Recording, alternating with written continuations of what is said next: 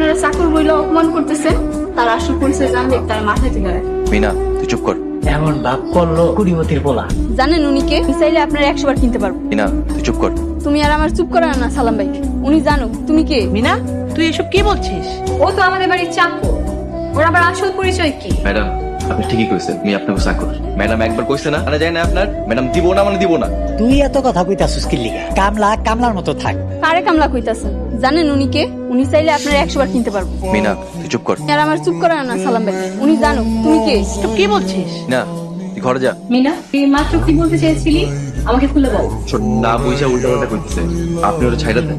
কি হয়েছে আমাকে বল। যারে আপনারা চাকর বইলে অপমান করতেছেন, তার আসল পরিচয় জানলে আপনারা সবাই তার মাথায় তুলে রাখেন। ও তো আমাদের বাড়ির চাকর। আবার আসল পরিচয় কি?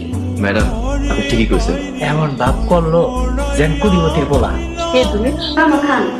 না রে, খাইবেন না কেন? ভালো লাগছে না আমার। আপনার মন ভালো করার মতো একটা বুদ্ধি আছে আমার মাথায়। কি বুদ্ধি? আমাদের নিজের হাতে খাওয়াই দেন। যা ডেকে নে, বসো।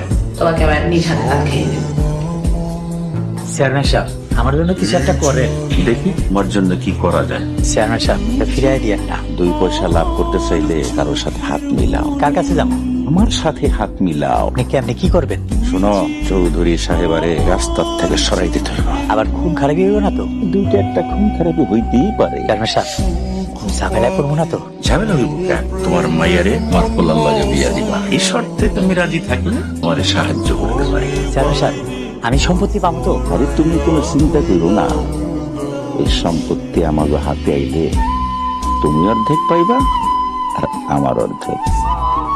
শোনো, তোমার যে শর্ত দিছি ওই শর্ত অনুযায়ী কাম করলে সব ঠিক থাকবে। আমি রাজি। কখন কি করতে হইব কর।